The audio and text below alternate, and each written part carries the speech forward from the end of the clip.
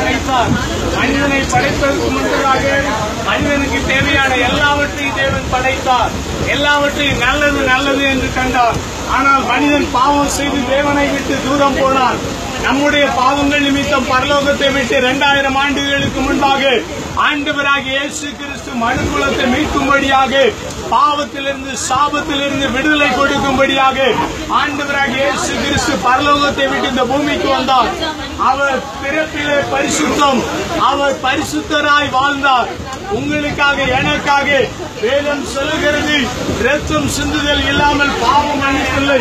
உங்களுக்காக எனக்காக கல்வாரி